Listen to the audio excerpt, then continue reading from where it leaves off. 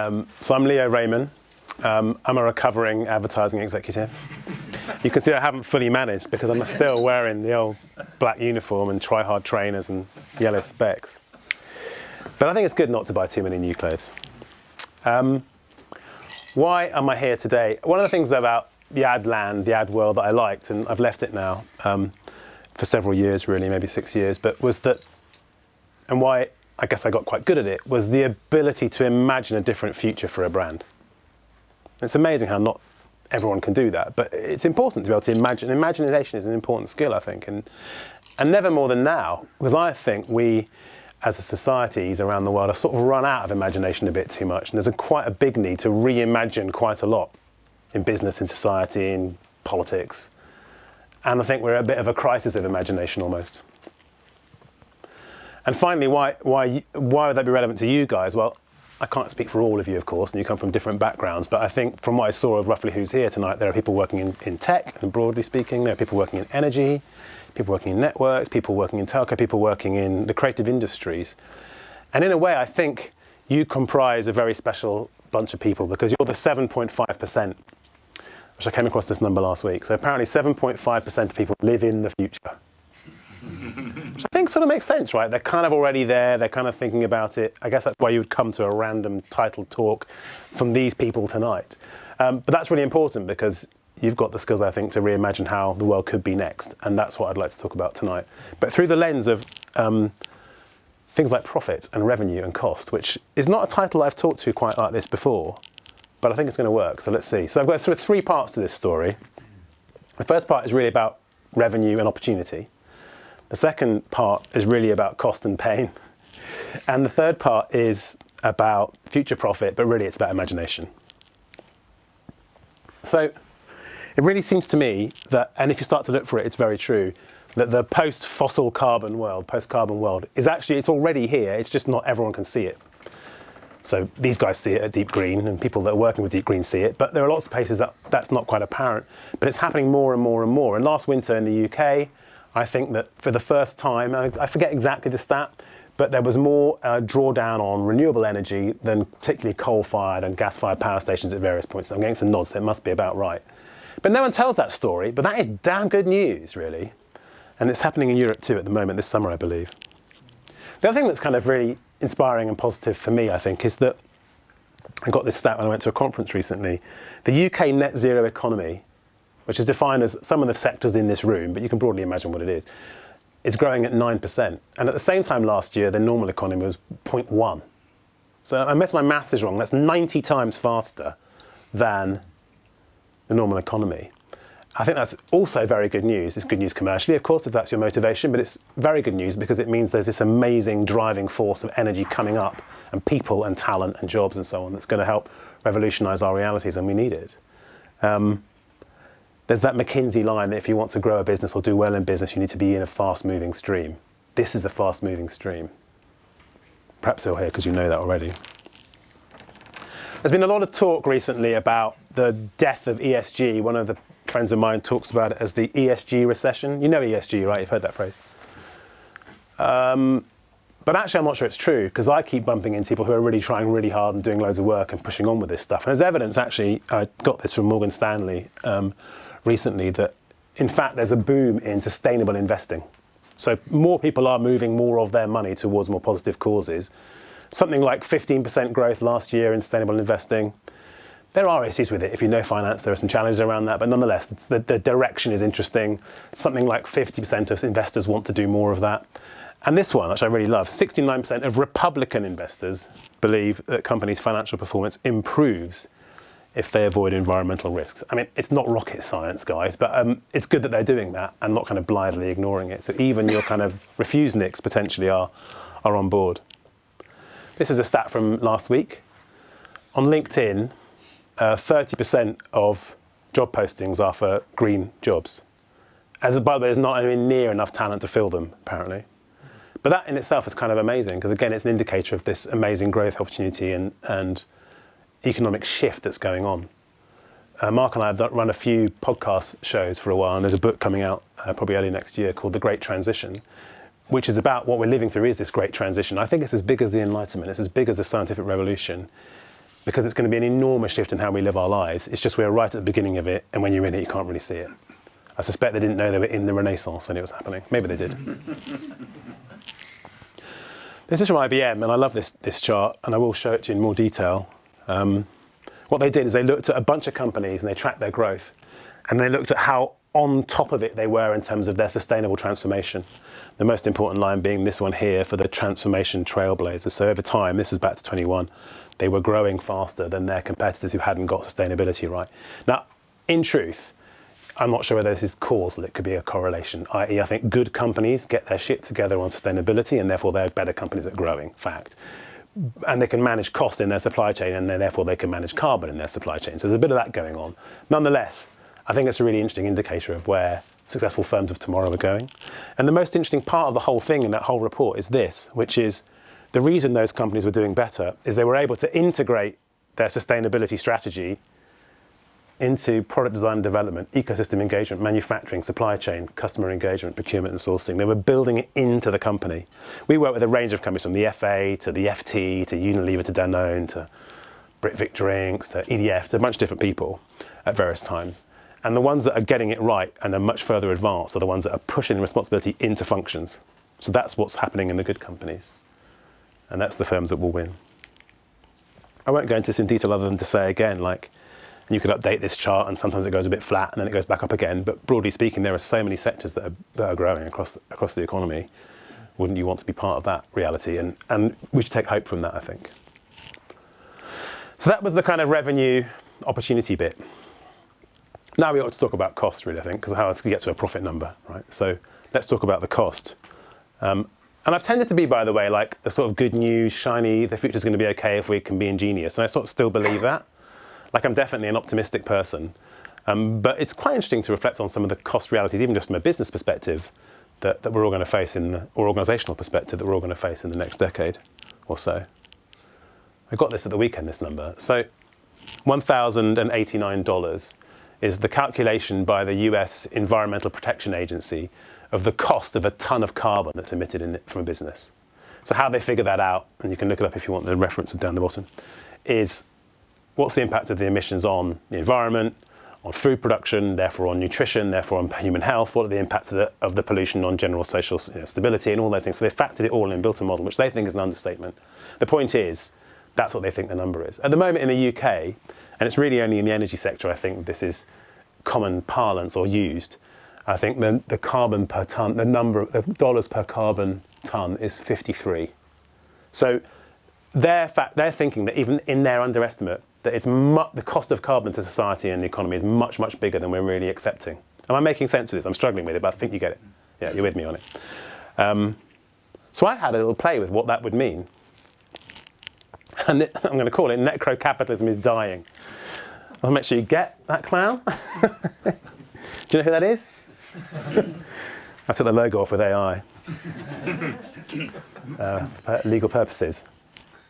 Necro-capitalism is this idea I've come across, which is that it's capitalism that's born off the deaths of others. And that would mean potentially like slavery in your supply chain, or people getting mistreated, or it could be pollutions that damages lives and hurts people, or it could in fact be contributing to changing climate so much that people get washed away from their homes, or it could be killing animals and biodiversity and that sort of thing. And I think it's a phrase that's kind of a bit niche, but I think it's I like the idea of labelling people as necro-capitalists. I find it funny.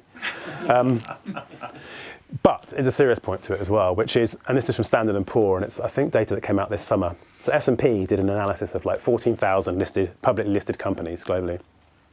And they looked at how many of those firms would be viable if the real costs of running their business, the cost to environment, were actually factored in. And of the top businesses, and I think it was 12,000 they looked at, more than 26% of those companies generated unpriced environmental costs larger than their net income. So effectively they're bust if you price it right. If you price it right, they're bust. They're dying. They're literally zombies, but they think they're alive, but they're not. They're freaking dead. They just don't know it yet. Which is kind of exciting to me if you're not working for one, because it sort of suggests that like this pace of death in the economy of old firms that haven't got it's going to really accelerate in time, because it's just going to be forced. It's also quite terrifying if you do work for one. Yeah, I think that's all I'm going to say on that one. Well, one more thing I'd say. If if you found out that you had asbestos in every single site, let's say you're a big corporate and you found out you had asbestos in every single location all around the world and it was having a massive impact on your workforce and you had to get it all out, you wouldn't then suddenly say, I tell you what, just ignore it. You would deal with it and you'd have to deal with that cost and it would be a massive crisis. That's actually what's happening, but we're not thinking about it like that in business generally, and it's not really being talked about. Do tweet this slide, mainly because I really like the clown. I had a go, let's pick on someone, which is massively unfair. I mean, there's no fear. I don't think I saw Burger King or McDonald's in the room. But I did my Cambridge sort of course to convert from admin to sustainability. This was my case study, was about the fast food industry. But I had a go at just thinking very, very bluntly about McDonald's. So McDonald's stated, and I think it's probably untrue, 53.5 million tonnes of CO2 in 2021 in their sustainability report. So CO2e, if you don't know, is emissions equivalent to carbon dioxide, so it's greenhouse gases. At $1,889 per tonne, that would cost, if you just multiplied those two things together, 58.23 billion. Their revenue in 2022 was 23 billion, so they're already 35 billion down, McDonald's. You know why that's happening, right? Because do I have to explain why their emissions are big? Is it worth saying? You eat burgers, but the burgers are made from meat. It's often shipped from foreign locations, not always, but to grow the meat, they have to destroy forest and they have to take loads of water. And in doing so, that makes it much worse for the environment. So that's kind of the big, you get it. I'm sorry, I shouldn't patronize you. They sell something like 2.36 billion burgers annually. And in America, a good one's about $5. But if you priced it accurately, that burger, that beefy bliss, should be just $24 a pop. That's the real price of eating a burger. Now actually, burgers is a problem because a lot of people, I think 2 million in the UK, do want to eat a burger, and it's really nutritious and it tastes nice and it's good and affordable food, really. So I'm not there to say that's a bad way of living, but if that was my business and I had an eye to the future, maybe it was a family business, I'd be thinking, right, I better put $1 billion into alt meat right now and work out how the hell I'm going to normalise the idea of alt meat or normalise the idea of a vegan burger or whatever it is and make a really good one that's so good that you can't even tell. But I don't think they're really going hard enough at it because no one's pricing in $1,000 of carbon per tonne. The truth about this is I use this a lot as like a clickbait line on LinkedIn, and it always works. So you can try it, which is, it doesn't matter whether or not you believe in climate change or climate crisis or whatever, because you're already paying for it. Usually if I get a good one, I'll sort of end up hitting some parts of the Midwest that people don't agree with that, which is usually quite funny. The extra warming in Europe by 2035 will amplify food inflation by up to 30 to 50%, according to a recent study. It's from Carbon Brief. So already, food's quite expensive and getting more pricey, and it's going to go up more. And who's the person, what part of society won't be able to afford the food, do you think, nutritious food? Who's going to be forced to eat ultra-processed foods? Which is not ideal. And property insurance is one you probably all know about. Anyone in the financial services sector? Property insurance, I think it's in the States, but it's globally actually, is forecast to rise by 22% by 2040. And there's conversations about an uninsurable world. Have you heard that phrase? That's, I think, actually where change will come from, which is, we can't insure anything, nothing can get done, no one can do anything, no one's protected. Shit, we better price carbon into things properly, gradually, and then you start paying $24 a burger, which you can't. So, that's, I think, the dynamic that might arise. And who knows how fast. Okay, so I've given you that's the doom story in a way. I don't normally do that, but I quite like the maths of it in a way. But I think, so they're asking the question, which people do, what's the business case for sustainability? Which is every single sustainability person and managers and every business leader's sort of start point on this thing. It's just it's literally the wrong question to be asking. It's because it's obvious. The real question to ask actually is, what's nature's case for business? It's a really nice flip. I nicked it off a woman called Tracy Herald, who used to be Chief Sustainability Officer at O2 and is an amazing thinker. But it's such a nice flip, isn't it? Because then you start thinking, well, if you had to design a new sort of company that was inspired by or governed by or even framed by nature, where might that take you? And would that be the sort of firm you might want to give to your kids or your friends or your family or your dog? I think it probably would be. So we've talked about revenue. We've talked about cost. How am I doing on time, do you think? Very well. Sweet. This is going to be really long, this bit. Let's talk about future profit.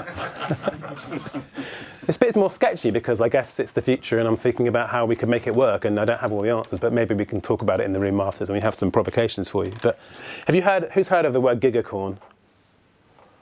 Oh, good. It's interesting, people haven't heard of it. So, because it's new, I suppose, and there aren't any, that's the other thing, like unicorns. But the idea is stealing the idea from the unicorn of Silicon Valley, which you're all very familiar with. But the gigacorn is the same thing, but not only does it make $1 billion, it also removes 1 billion tons of carbon dioxide out of the atmosphere, which is, those are the kind of companies that you would think were like the heroes of your future, and your offspring and your friends and family will do as well. They're like the Amazon that's about to be born, I think. How they come about, I'm not entirely clear. I'm not convinced yet that we have a direct air capture, we'll talk about it later, approach to thinking about taking stuff out of the atmosphere that anywhere near the scale that we need. I'm sure you all agree with that. But it's really quite fascinating to me, and I think those sorts of firms are probably being born now. Maybe Deep Green is one of those in the making. And I think there's a nice way to reframe this as well, which is, what if carbon was actually like a beautiful constraint? Sometimes, and this is something we stole from advertising, but in the creative sector you all know this, like constraints on a brief make it much more interesting. I'll appeal to if any of you remember cigarette advertising, like the more punished it got and the more difficult it got to do stuff, the more interesting it became, because it was restricted and tight and had to be clever. And that's often what happens. So I think that the ability to see carbon as like this thing that drives an amazing innovation in your world is actually really quite fascinating. And in fact, we did some work with Unilever last year. I think we can share this just amongst friends. But we were looking at how would you come up with a way of doing laundry where there wasn't any hydrocarbon involved? Presumably you might not know that all washing powder is synthesized mainly out of oil. Detergent comes from surfactant. It doesn't have to be that way, because it's already well known that you can use biotics, probiotics, prebiotics, you can use microbes to eat the dirt off clothes instead. So then you could have a world where, let's imagine you came up with a sort of laundry basket, a probiotic laundry basket. Come with me on this journey.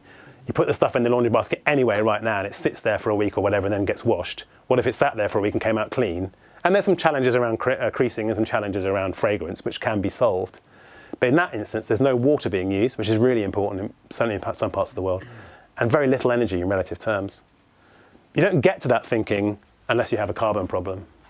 So that's, for me, why it can be an amazing driver of innovation.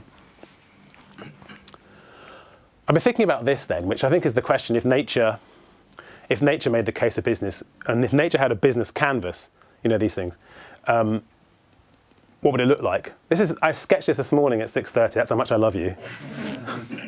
And also, as I'm thinking about it, but I'm really interested in this. I never really found these canvases to actually solve a problem, but it's a nice way to think about the multifaceted challenges to thinking about a business model. And we do need to design and imagine new businesses together. And I want to do that work with you, by the way, if you're up for it. But things you might think about, for example, is that they always had partnership. Everyone's got partnerships in business, of course you do. But we need to think much more about systems, ecosystems or systems thinking, but systems of groups of things that are working together. And particularly you guys in this room are like, that's kind of how you roll anyway, I think. So it's a really interesting way to think about it. But pre-competitive systems, and I'll show you one in a minute, become a big part of the future. I think the rest of it's kind of really obvious, I suppose. We'll talk about it. But to me, there's a really interesting new way of thinking about how you would design a company. I just can't find enough examples of it because they aren't being done yet. But it doesn't mean they can't be done. In the same way as it wasn't impossible to imagine you could sell all your books online at some point 30 years ago. And there are people thinking about amazing new business models, blowing smoke up the lovely arses of Deep Green. But by the way, I tell this story a lot at non-tech, non-energy type environments because I like this example that Mark and Matt have done and the gang. And it's one of the stories that when I tell it, the audience reaction, you've seen it, so you're not doing it now, but I often see their eyes widen and they sort of smile at me and their shoulders seem to go back. And I think it's because they're seeing hope and human ingenuity at play, and they're like, that is a fucking brilliant idea. That's amazing.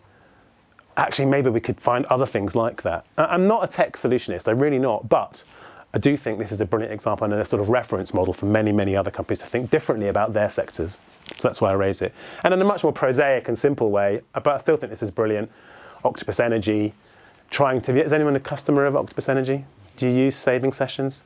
So trying to incentivize people to kind of turn stuff off at peak moments and keep the boundary of energy usage beneath having to turn on the the coal-fired power stations, whatever, the gas-fired power stations. And I just think it's really clever.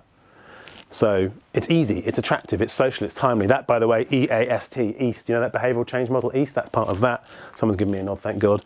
Gamification, predictive analytics about what's coming in the power supply, IoT, it's all there. It's all connected up in a really clever way. But how many examples of this are? Okay, so OVO's got one, I think. How many examples of this are there out there in society now? If you go to conferences, people are not presenting this work because they're not thinking about the kind of change behaviour with data tech and incentives in the way that they might. But we could, and it's not actually impossible to imagine how to do that for lots and lots and lots of sectors. We're just not doing enough of it. Systems, not silos. So just to go back to that point on my little regenerative business canvas, I think most people, it might not be true of the tech sector, but many of us, I certainly grew up in a world in my sort of professional development and stuff where it was really about hyper competition with everyone else, and it was sharp elbows. Maybe it's just a factor of being in a commoditized, oversupplied industry like advertising, but we were definitely not about collaboration. We were like compete, even inside the holding company. If any of you know that world, you know what I'm talking about. That's not how it's going to work next, and we need to learn a whole bunch of new skills about how to build collaborative systems together. This is one we're working on with the train line as a client of ours. It's called the I Came by Train, which was originally a campaign, is now a platform, and the mission is to take, I can't remember that, 30% of car journeys onto rail by 2035. It's a massive goal, by the way. We're working on a particular football fan version of that, which is quite fascinating too. But the idea is you can't do it on your own as Trainline. You need to have the trains, you need to have the providers, you need to have the technology company, you need to have the wider industry, you need to have first and last mile connection, you need to have the community involved, and that's the only way you pull it off. Which is interesting, because that's the only way we're going to pull off the same thing in every vertical you were to look at: mobility, heat, food. It's going to be the same kind of model. So how do we build those systems together? And I was thinking about people in this room tonight, and this is a bad drawing of one, but there's a bunch of nascent systems in this room that if you had enough energy and time this evening, you could talk about it afterwards and you could cook one up. But that would be amazing to me. And how do you build those, I think you call it clusters, in an economic way that could be also localized to a particular area, and there's more of that coming. But I think it's hard to see like really brilliantly celebrated famous examples. If I say to someone, name me a company involved in sustainability, they only go to Patagonia, and then they sort of run out of examples. But they're there, we just need to surface them and draw attention to them. And that's how we get out of status quo bias, by the way.